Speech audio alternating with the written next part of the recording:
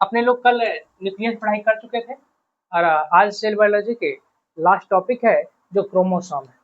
ठीक है, तो सेल बायोलॉजी के लास्ट टॉपिक क्रोमोसोम है, इसको हम खत्म करते हैं और साथ में जो भी अच्छा से अच्छा क्वेश्चन बनने लायक होगा सब बताते चलेंगे। आप भी साथ में साथ लिखते चलिए या फिर समझिए, उसके बाद फिर आप लिखिएगा। चलिए स्टार्ट करते हैं। आज पढ़ेंगे क्रोमोसोम। क्या पढ़ेंगे? क्रोमोसोम, जिसको कहते हैं गुणसूत्र। ठीक है, आज पढ़ेंगे क्रोमोसोम गुणसूत्र। काफी इंपोर्टेंट टॉपिक है, ये टॉपिक आप मिस नहीं कीजिएगा। ठीक है, क्रोमोसोम गुणसूत्र के बारे में क्या आप जानते हैं?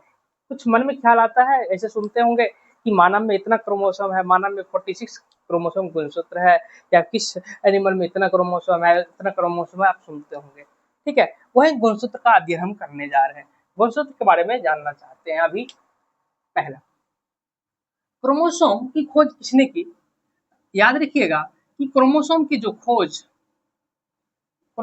खोज किसने की? स्ट्रासबर्गर ने। स्ट्रासबर्गर ने क्रोमोसोम की खोज स्ट्रासबर्गर ने की। दूसरा, ये क्रोमोसोम शब्द किसने दिया? मान लीजिए, चलिए खोज तो स्ट्रासबर्गर ने किया, क्रोमोसोम शब्द किसने दिया? शब्द वाल्डेयर ने दिया। वाल्डेयर, ठीक है, शब्द वाल्डेयर ने दिया। और याद रखिए एक और, क्रोमेटिन शब्द किसने दिया? क्रोमेटिन शब्द ये शब्द फ्लेमिंग ने दिया, जो पिछले क्लास में हम न्यूक्लियस वाले में बताए थे। किसने? फ्लेमिंग ने। यहाँ देखिए कितना क्वेश्चन बनेगा कि क्रोमोसोम की खोज किसने? स्ट्रासबर्गर।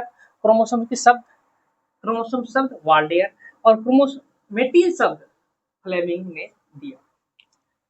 क्रोमोसोम का डेफिनेशन क्या होता है? क्या होता है क्रोमोसोम? किसको कहेंगे क्रोमोसोम?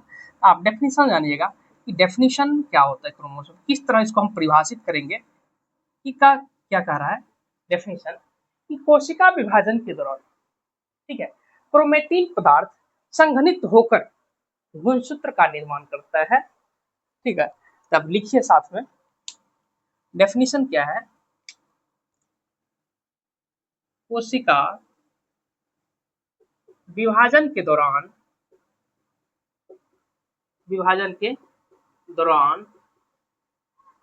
कोशिका विभाजन के दौरान क्रोमेटिन पदार्थ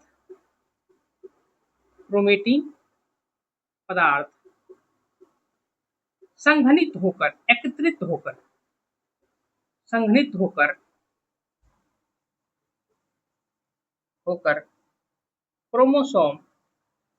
क्रोमोसोम जिसको बोलते हैं गुणसूत्र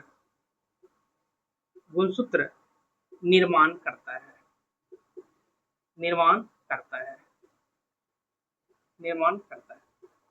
क्या बोले कि कोशिका विभाजन के दौरान, ठीक है, कोशिका विभाजन के दौरान क्रोमेटिन पदार्थ संघनित होकर क्रोमोसोम गुणसूत्र बनाते हैं।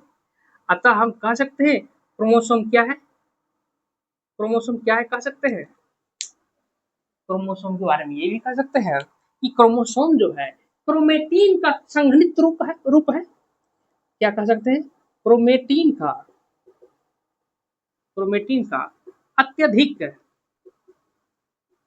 अत्यधिक संघनित रूप है। ठीक है, क्रोमेटिन का अत्यधिक संघनित रूप है। ठीक, बाद में जाकर के, ठीक है, बाद में क्या, सर्वप्रथम इसके बारे में, गुणसूत्र के बारे में हॉफमेस्टर 1818 ईस्वी में, ठीक है, और कार्नेगेली ने, ठीक है, सर्वप्रथम हॉफमेस्टर 1818 और कार्नेगेली के द्वारा ट्रेन्स्टेंसिया पादप की प्रागमात्रिक कोशिका में गुणसूत्र को परीक्षित किया गया था। ठीक है, ये भी लाइन लिखिए कि सर्वप्रथम सबसे पहले, ठीक है, हॉफमेस्टर, कौन? सर्वप्रथम हॉफमेस्टर, साथ ही वो कार्नेगेली, किसने? कार्नेगेली सर्वप्रथम हॉफमेस्टर। हॉफमेस्टर कब साहब? तो हॉफमेस्टर याद रखिएगा, हॉफमेस्टर 1818 में वो कार्नेगेलिस द्वारा, यानी कि दोनों मिलकर ने द्वारा ट्रेड एस्केंसिया, ट्रेड एस्केंसिया, ट्रेड एस्केंसिया पादप की प्राग मात्री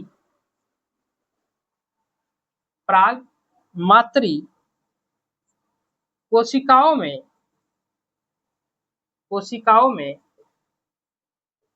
गुणसूत्र को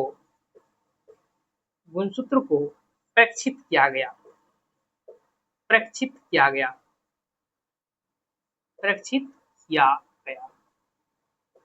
ठीक है। कहेगा कि गुणसूत्र के बारे में सर्वप्रथम किसने गुणसूत्र को प्रेक्षित किया था, ठीक है। तो किसने किया था? हॉफमेस्टर और साथ ही कार्नेगेली ने। कब किस पे किया था? ट्रेड एस्केंसिया पादप, यानी कि ट्रेड एस्केंसिया, ठीक है। प्राग मातृ कोशिका में गुणसूत्र को प्रेक्षित किया था। कब किया था? 1818 ईस्वी में, ठीक है। बाद में जाकर के फिर और कहा कि कोशिका विभाजन के दौरान केंद्रक में प्रकट गुणसूत्र को, ठीक है, सर्वप्रथम केंद्रक में प्रकट गुणसूत्र की संरचना को स्ट्रासबर्गर ने देखा था। इसी कारण स्ट्रासबर्गर को द्वारा क्रोमोसोम की खोज किया गया। स्ट्रासबर्गर क्या कहा? यानी कि कोशिका विभाजन के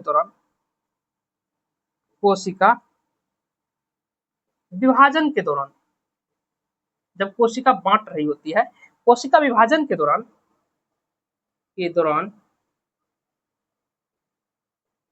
केंद्रक में प्रकट गुणसूत्र संरचना को, स्ट्रक्चर को, ठीक है, गुणसूत्र संरचना को स्ट्रासबर्गर द्वारा बताएगा, स्ट्रासबर्गर द्वारा बताया गया, ठीक है, बताया गया।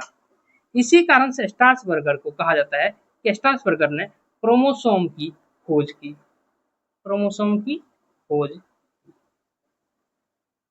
है, क्रोमोसोम की खोज की। इस स्लाइड, यानी कि ये स्लाइड में काफी इंपोर्टेंट क्वेश्चन बनेगा, ठीक है। आपको पूछेगा क्रोमोसोम की खोज किसने? स्ट्रासबर्गर। क्रोमोसोम शब्द वाल्डेर, क्रोमेटिन शब्द फ्लेमिंग। क्रोमोसोम क्या होता है? कोशिका विभाजन के दौरान क्रोमेटिन पदार्थ संघनित होकर के क्रोमोसोम गुणसूत्र बनाता है, यानी कहा जा सकता है क्रोमोसोम क्या है? क्रोमेटिन का अत्यधिक संघनित रूप है, काफी संघनित रूप है, ठीक है। उसके बाद हॉफमेस्टर कार्नेगी द्वारा ट्रेड एस्केंसिया पादप की प्राग मातृ कोशिका गुणसूत्र को प्रेक्षित किया गया, ठीक है। उसके बाद स्ट्रासबर्गर ने कोशिका विभाजन के दौरान केंद्रक में प्रकट गुणसूत्र संरचना को स्ट्रासबर्गर द्वारा बताया गया। यहाँ तक कोई दिक्कत? तो आगे बढ़े, कोई दिक्कत नहीं तो आगे बढ़ते हैं। उसके बाद बताइए क्रोमोसोम थ्योरी किसने दिया, ठीक है, क्रोमोसोम थ्योरी किसने दिया? तो बताइएगा क्रोमोसोम थ्योरी किसने दिया? सूटन और वेवेरी ने, ठीक है, सूटन और वेवेरी ने क्रोमोसोम यानी कि गुणसूत्री का आनुवंशिकी सिद्धांत दिया। किसने? आप लिखिए, किसने? सूटन और वो बोवेरी ने, सूटन और बोवेरी ने गुणसूत्री का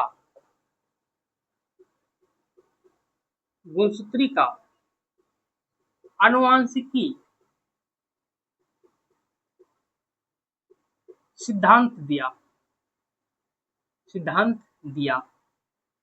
ठीक है, सिद्धांत दिया। किसने दिया? तो लिखिएगा सूटन और बोवेरी ने,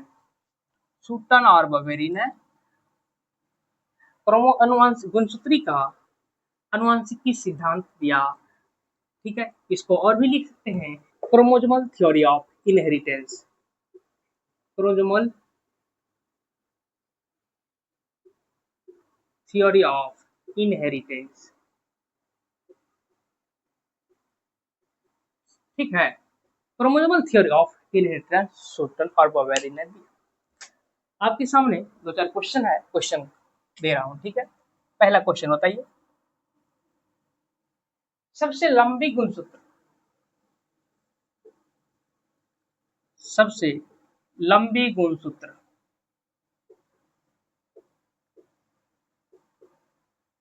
किसमें, सबसे लंबी गुणसूत्र किसमें पाया जाता है?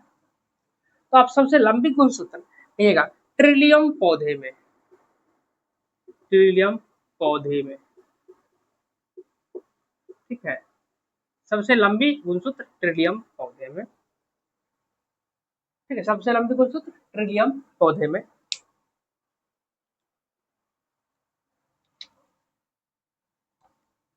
और क्रोमोसोम का, क्रोमोसोम का स्पष्ट अध्ययन किसमें होता है? स्पष्ट अध्ययन, ये बताइए। क्रोमोसोम का स्पष्ट अध्ययन, क्रोमोसोम आकृति का अध्ययन किसमें होता है? आकृति का अध्ययन, ये बताइए। क्रोमोसोम का स्पष्ट अध्ययन, क्रोमोसोम आकृति का अध्ययन। और ये भी बताइए, क्रोमोसोम, क्रोमोसोम अदृश्य कब होता है, यानी कब नहीं दिखता है, ठीक है। और एक और आप थोड़ा लिखिए पहले, ये बताइए, पादप है यानी कि प्लांट, और इधर एनिमल है जिसको बोलते हैं जंतु। इसमें बताइए, क्रोमोसोम की आकृति किसमें बड़ा होगा? क्रोमोसोम आकृति, आकृति और क्रोमोसोम नंबर,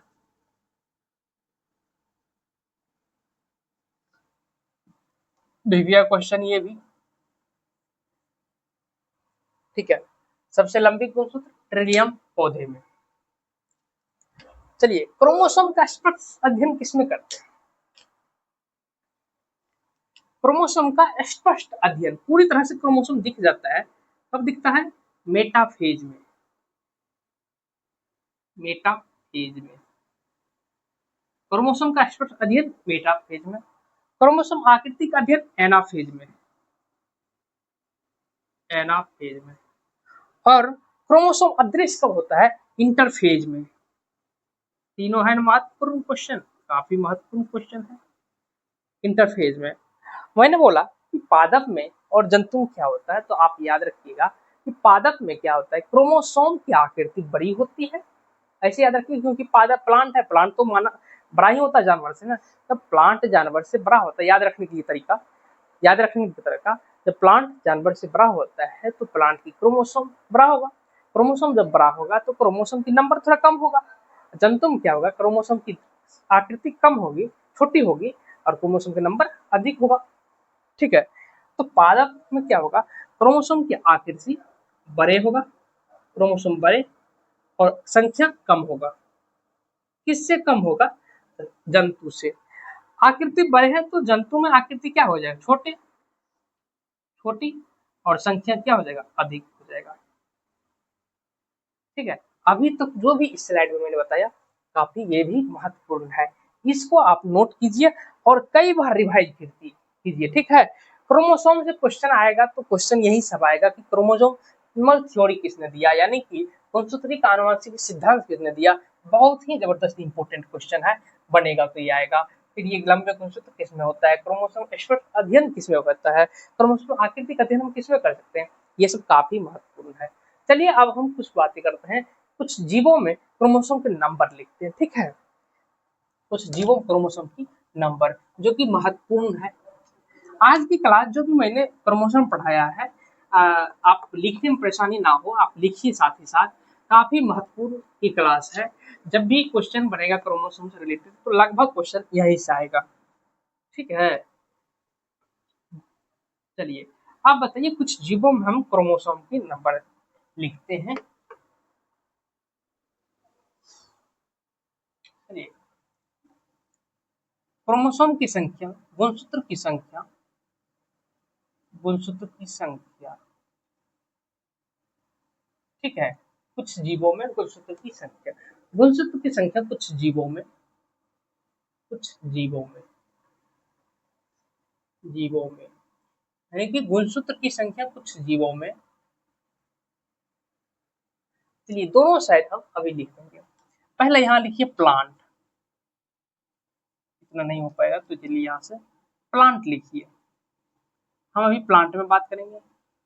फिर 2n लिखिए और n लिखिए, ठीक है। प्लांट में सबसे पहले, ठीक है, प्लांट में सबसे पहले किसका बात करेंगे? मीकर हेमेलिस, एक नंबर में आप दीजिए मीकर हेमेलिस। देखिए थोड़ा डिस्टेंस कर देता हूँ इसको, 2n यहाँ और n यहाँ, कोई दिक्कत नहीं। मीकर हेमेलिस क्या है? एक फंजाई है, फंजाई है। मीकर हेमेलिस फंजाई है, तो इसमें कितना है मीकर हेमेलिस में? थोड़ा आप सोचिए, आपको टाइम मिलता है तो मीकर हेमेलिस में थोड़ा सोच देखिए। उसके बाद दूसरा है payasam sativum, payasam sativum, payasam sativum जिसको हम पी भी बोलते हैं, मटर बोलते हैं। क्या बोलते हैं? मटर बोलते हैं। ये इस पर काम कौन किए थे? पायसम सटाइवम काम कौन किए थे? मेंडल साहब ने किए थे, ठीक है। जेनेटिक्स पर जब पढ़ेंगे मेंडल साहब ने, ये काफी इंपोर्टेंट है पायसम सटाइवम, कहीं कहीं क्वेश्चन पूछ देता है इसलिए क्योंकि मेंडल से रिलेटेड है, ठीक है। चलिए उसके बाद कौन है? पायसम सटाइवम हो गया, तो आप मेज ले लीजिए, मक्का ले लीजिए, मेज, मक्का। मक्का का दूसरा नाम और क्या आता है? जी मेज, जी मेज, याद रखिएगा, जी मेज, ठीक है। इसको बोलेंगे मक्का, साथ में लिख लीजिए मक्का। उसके बाद थोड़ा आप सोचिए, ठीक है, अगर याद होगा कहीं तो, सोचने वाली कोई बात नहीं, याद होगा तो बताइएगा। गेहूं, वीट, वीट में, वीट का नाम और बायोलॉजिकल नाम Triticum aestivum, Triticum aestivum, aestivum, Triticum aestivum में। और ओफियोग्लोसम, ओफियोग्लोसम, ओफियोग्लोसम रेटिकुलेटम, ओफियोग्लोसम रेटिकुलेटम, ये क्या है? एक ट्रेडोफाइटा है, और ट्रेडोफाइटा, ये क्या है? ट्रेडोफाइटा है, ट्रेडोफाइटा है, ट्रेडोफाइटा। सब में नंबर थोड़ा बताइए, कितना नंबर किसमें होता है, ठीक है। म्यूकस, म्यूकर हेमेलिस, म्यूकर हेमेलिस में कितना होता है? सबसे कम होता है, 2 होता है। म्यूकर हेमेलिस में 2, यानी कि पेयर में 2 हुआ तो एन कितना होगा? 1, यानी कि इसका आधा। पेयर में 2 होता है, एन 1। पायसम सटाइवम में कितना होता है? पायसम सटाइवम में 14 क्रोमोसोम होता है, 14 क्रोमोसोम होता है। हाफ में बोला जाए तो 7, उसका मेज में 20 बोला जाती है, 10, वीट में 42 बोला जाए तो 21, और यहाँ पर 1260, यहाँ 630, 1260, ठीक है। प्लांट में ऐसे प्लांट का नाम बताइए जिसमें सबसे अधिक गुणसूत्र हो, ऐसे प्लांट में का नाम बताइए जिसमें सबसे अधिक गुणसूत्र हो, तो वो आएगा आपका लास्ट वाला ओफियोग्लोसम रेटिकुलेटम, यानी कि कितना? 1260, यानी कि प्लांट में सबसे अधिक गुणसूत्र किसके पास है? इसके पास ओफियो। इसको ये रखिए, पादप में, पादप में पाए जाने वाले सबसे अधिक गुणसूत्र, अधिक गुणसूत्र किसके पास है? ओफियोग्लोसम रेटिकुलेटम के पास, ठीक है। पादप में पाए जाने वाले सबसे अधिक गुणसूत्र, पादप में यानी कि प्लांट में सबसे अधिक गुणसूत्र इसी के पास है। ये आपका हम प्लांट के बारे में बताए, काफी इंपॉर्टेंट, आप इसको लिख लिए। तो चलिए तब एनिमल पर चले, ठीक है। चलिए फटाफट आप इसको लिख लिए तो एनिमल पर बढ़ते हैं, फटाफट एनिमल पर बढ़ते हैं। लिख लिए ना? ठीक है, लिख लिए तो एनिमल पर बढ़ते हैं, चलिए, ठीक है।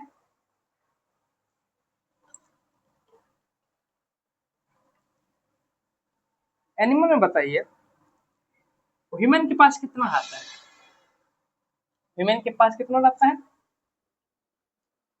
चलिए एनिमल पर चलते हैं। एनिमल का नाम लिखिए, एनिमल 2n और उसके बाद एनिमल। एनिमल्स में सबसे कम पे एक नंबर लिख देता हूँ, आप सोचिएगा। एस्केरिस मेगलोसेफेला, मेगलोसेफेला, ठीक है। एस्केरिस मेगलोसेफेला ये एक राउंड वर्म है, ये एक राउंड वर्म है। एस्केरिस मेगलोसेफेला ये एक राउंड वर्म है। दूसरा Drosophila, Drosophila melanogaster, Drosophila melanogaster जिसको हम बोलते हैं, और दूसरा नाम क्या होता है, फ्रूट फ्लाई होता है। क्या होता है, फ्रूट फ्लाई होता है। ये भी काफी इंपॉर्टेंट है। क्यों इंपॉर्टेंट है, क्योंकि ये जेनेटिक्स से रिलेटेड है। उसके बाद तीसरा आप लिखिएगा होमोसेपियन। होमोसेपियंस किसका नाम है, होमोसेपियंस नाम है ह्यूमन का, इसको बोलते हैं मानव, ठीक है। आप मानव को लिखिएगा। उसके बाद चौथा में है चिंपैंजी, चिंपैंजी है ना, या चिंपैंजी को दूसरा नाम गोरिल्ला लिखिएगा। क्या लिखिएगा, गोरिल्ला। उसके बाद पांचवा, ठीक है, एलोकेंथा लिखिएगा। क्या लिखिएगा, एलोकेंथा, एलोकेंथा। एलोकेंथा क्या है, एक प्रोटोजोवन है, एक प्रोटोजोवन है, ठीक है। दिख रहा होगा सबको, चिंपैंजी या गोरिल्ला, एलोकेंथा। मानव में, सॉरी एनिमल्स में पाए जाने वाला सबसे अधिक क्रोमोसोम किसके पास है, एलोकेंथा के पास है। एलोकेंथा के पास है, कितना है, 1600 का है, ठीक है। 5 दिए हैं, काफी इंपोर्टेंट है। चलिए लिखिए फटाफट। एस्केरिस मेगलोसेफेला के पास सिर्फ 2 है पेयर में, और यहाँ पर 1 रहेगा। उसके बाद ड्रोसोफिला मेलानोगास्टर के पास कितना है, इसके पास 8 है, तो इधर 4 हो गया। वुमेन के पास सबको याद होगा 46, इधर 23, और उसके बाद चिंपैंजी के पास सबको याद होगा 48, इधर 24, और उसके बाद एलोकेंथा के पास याद रखिएगा जंतु में सबसे अधिक क्रोमोसोम किसके पास है, एलोकेंथा के पास कितना है, 1600 है, ठीक है। इधर 800, यानी कि पेयर में, ठीक है, पेयर में 16 यानी कि 800 उधर। ये जंतु के बारे में बताया, और इससे पहले प्लांट के बारे में बताए थे जो काफी महत्वपूर्ण था। आप इसको नोट कर लीजिए, ठीक है, थोड़ा साइड होते हैं, आप इसको नोट कीजिए, ठीक है। अब इसको नोट कर लिए तो आगे बढ़े। चलिए आगे बढ़ते हैं। अब क्या है, अब लास्ट टॉपिक है क्रोमोसोम में, लास्ट है ये कि क्रोमोसोम के प्रकार। क्या है, क्रोमोसोम के प्रकार, ठीक ना। देखिए अभी तक जो भी क्रोमोसोम हम पढ़ाए हैं आज खत्म होने वाला है, अभी कुछ ही क्षणों में सेल बायोलॉजी खत्म हो जाएगा। सेल बायोलॉजी में अधिकतर पोर्शन हम करवा दिए हैं, ठीक है। क्वेश्चन चाहे जो भी एग्जाम में आए तो अधिकतर पोर्शन मैंने करवा दिए हैं। बहुत कुछ ऐसे लगता होगा आपको नहीं, पूरे विस्तार में नहीं पढ़ा है, तो पूरे विस्तार में अभी बता रहा हूँ। कुछ ही दिनों में जब डिजिटल बोर्ड ले लेंगे तो पूरे विस्तार से वहाँ पर पढ़ाएंगे, ठीक है। तो इसलिए आप बने रहिए चैनल पर। कुछ ही दिनों में डिजिटल बोर्ड आप लोग के सामने में आएगा, खुशखबरी कि आप मैंने डिजिटल बोर्ड ले रखे। चलिए आगे बढ़े, चलिए आगे बढ़ते हैं। Types of chromosome, types of chromosome on the basis of, on the basis of centromere, on the basis of centromere। Chromosome के प्रकार बताइए साहब, कि क्रोमोसोम के प्रकार on the basis of centromere, कि सेंट्रोमेयर की स्थिति के आधार पर क्रोमोसोम के प्रकार बताइए। क्रोमोसोम के 3 प्रकार होगा जो सब जानते होंगे। क्या क्या होगा, पहला आपको पता होगा टीलोसेंट्रिक बोलते हैं, टीलोसेंट्रिक बोलते हैं। उसके बाद एक्रोसेंट्रिक, और इसके बाद मेटासेंट्रिक होता है। एक्रोसेंट्रिक, एक्रो ACRO एक्रोसेंट्रिक, ठीक है। उसके बाद मेटासेंट्रिक। क्या स्थिति है तीनों में, थोड़ा आप इस पर विचार कीजिएगा। मेटासेंट्रिक, इस पर थोड़ा आप विचार कीजिए, ठीक ना। तीनों मैंने दिया आपके सामने में, तीनों पढ़ा है। मैंने क्या बताया कि क्रोमोसोम के प्रकार किस आधार पर, सेंट्रोमेयर की स्थिति के आधार पर, सेंट्रोमेयर के लोकेटेड की स्थिति के आधार पर। टीलोसेंट्रिक में क्या होता है, जैसे क्रोमोसोम के इंड में सेंट्रोमेयर रहता है तो उसको टीलोसेंट्रिक बोलते हैं। टी से आप रखिएगा याद, टी मतलब इंड से, टीलो टर्मिनल, ठीक है। टी से आप याद रखने के लिए आप बता सकते हैं टी से टर्मिनल, तो टर्मिनल पर यानी कि इंड पर हो तो टीलोसेंट्रिक, थोड़ा अंत से थोड़ा पहले एक्रोसेंट्रिक और मध्य में हो तो मेटासेंट्रिक। चलिए क्या है, तीनों के बारे में बता रहा हूँ। टीलोसेंट्रिक, जब सेंट्रोमियर, लिखिए इसका पॉइंट लिख लीजिए, ऐसा नहीं याद ना रहे, आप याद रखने के लिए लिख लीजिए। जब सेंट्रोमियर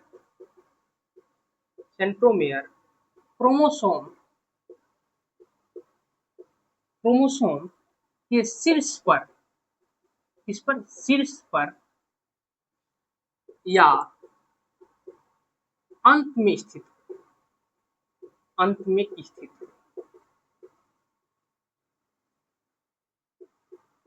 ठीक है। जब सेंट्रोमेयर, ठीक है, क्रोमोसोम के शीर्ष पर या अंत में स्थित हो, कहाँ पे, या अंत में या शीर्ष पर स्थित हो, किसके, क्रोमोसोम के शीर्ष पर, तो टीलोसेंट्रिक बोलेंगे। एक्रोसेंट्रिक, जब सेंट्रोमेयर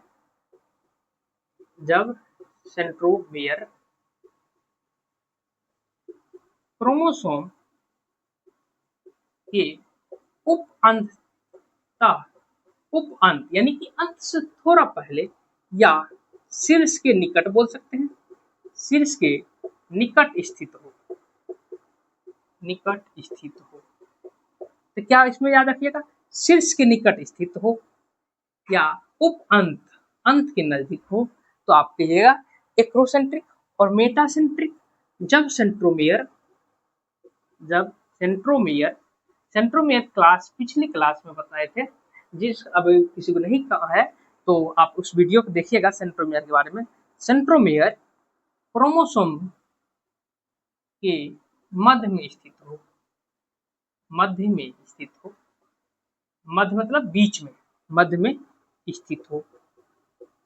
अगर मध्य में स्थित हो तो मेटासेंट्रिक। याद रखने के लिए हम बता रहा हूँ, टी से टर्मिनल होता है, टी से टर्मिनल, तो टीलोसेंट्रिक टर्मिनल में होना चाहिए, यानी कि क्रोमोसोम की इंड पर तो सेंट्रोमेयर है तो टीलोसेंट्रिक। और मेटासेंट्रिक मिडिल से याद रखिएगा, मिडिल मतलब मेटासेंट्रिक, याद रखने के लिए तो एम से मिडिल भी होता है, एम से मेटासेंट्रिक, यानी कि सेंट्रोमेयर जब क्रोमोसोम के मध्य में हो, बीच में हो तो मेटासेंट्रिक। यहाँ तक मैंने क्रोमोसोम के खत्म कर दिए, यानी कि यहाँ तक आपका सेल बायोलॉजी पूरा खत्म हो गया, ठीक है। जो भी आप बिहार पुलिस के एग्जाम देने वाले हैं, जो भी बिहार दरोगा के एग्जाम देने वाले हैं, जो भी टीचर वाले एग्जाम देने, एक बार थोड़ा वीडियो देखने में क्या लगता है, थोड़ा आप वीडियो मतलब थोड़ा स्पीड बढ़ाकर देख लिया कीजिए, हो सके कुछ आप लोग को मदद मिल सके तो आप इसको कंटिन्यू देखिएगा।